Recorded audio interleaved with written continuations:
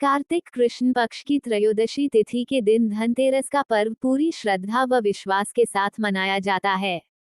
धनवंतरी के अलावा इस दिन देवी लक्ष्मी और धन के देवता कुबेर की भी पूजा करने की मान्यता है। इस दिन को मनाने के पीछे धनवंतरी के जन्म लेने की कथा के अलावा इसके बारे में एक दूसरी कहानी भी प्रचलित है। कहा जाता है कि एक समय भगवान विष्णु मृत्युलोक में विचरण करने के लिए आ रहे थे, तब लक्ष्मी जी ने भी उनसे साथ चलने का आग्रह किया। तब विष्णु जी ने कहा कि यदि मैं जो बात कहूँ तुम अगर वैसा ही मानो तो फिर चलो।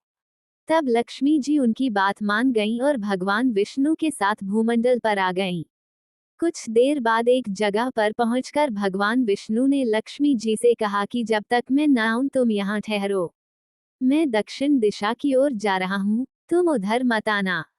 विष्णु जी के जाने पर लक्ष्मी के मन में कौतूहल जागा कि आखिर दक्षिण दिशा में ऐसा क्या रहस्य है जो मुझे मना किया गया है, और भगवान स्वयं चले गए। लक्ष्मी जी से रहा न गया और जैसे ही भगवान आगे बढ़े लक्ष्मी भी पीछे पीछे चल पड़ी। कुछ ही आगे जाने पर उन्हें सरसों का एक खेत दिखाई दिया जिसमें खूब फूल लगे थे। सरसों की शोभा देखकर वह मंत्रमुग्ध हो गईं और फूल तोड़कर अपना श्रृंगार करने के बाद आगे बढ़ीं। आगे जाने पर एक गन्ने के खेत से लक्ष्मी जी गन्ने तोड़कर रस चूसने लगीं। उसी क्षण विष्णु जी आए और ये देख लक्ष्मी जी पर नाराज होकर उन्हें शाप दे दिया कि मैंने तुम्हें इधर आने को मना किया था, पर तुम न मानी और किसान की चोरी का अपराध कर बैठी। अब तुम इस अपराध के जुर्म में इस किसान की 12 वर्ष तक सेवा करो। ऐसा कहकर भगवान उन्हें छोड़कर क्षीरसागर चले गए। तब लक्ष्मी जी उस गरीब किसान के घर रहने लगी। एक दिन लक्ष्मी जी ने उस किसान की पत्नी से कहा कि तुम स्नान कर पहले मेरी बनाई गई इस देवी लक्ष्मी का पूजन करो, फिर रसोई बनाना, तब तुम जो मांगोगी मिलेगा। किसान की पत्नी ने ऐसा ही किया। पूजा के प्रभाव और लक्ष्मी की कृपा से किसान का घर दूसरे ही दिन से अन्न, धन, रत्न, स्वर्ण आदि से भर गया। लक्ष्मी ने किसान को धन धान्य से पूर्ण कर दिया।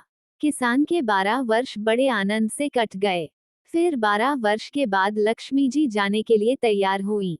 विष्णु जी लक्ष्मी जी को लेने आए तो किसान ने उन्हें भेजने से इनकार कर दिया। तब भगवान ने किसान से कहा कि इन्हें कौन जाने देता है, ये तो चंचला हैं, कहीं नहीं ठहरती। इनको बड़े बड़े नहीं रोक सके। इनको मेरा शाप था, इसलिए 12 वर्ष से तुम्हारी सेवा कर रही थी। तुम्हारी 12 वर्ष सेवा का समय पूरा हो चुका है। किसान हठपूर्वक बोला कि नहीं, अब मैं लक्ष्मी जी को नहीं जाने दूंगा।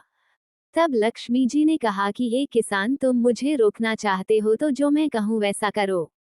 कल तेरस है, तुम कल घर को लीप पोत कर स्वच्छ करना। रात्रि में घी का दीपक जलाकर रखना और सायंकाल मेरा पूजन करना और एक तांबे के कलश में रुपए भरकर मेरे लिए रखना, मैं उस कलश में निवास करूंगी। किंतु पूजा के समय मैं तुम्हें दिखाई नहीं दूंगी। इस एक दिन की पूजा से वर्ष भर मैं तुम्हारे घर से नहीं जाऊंगी।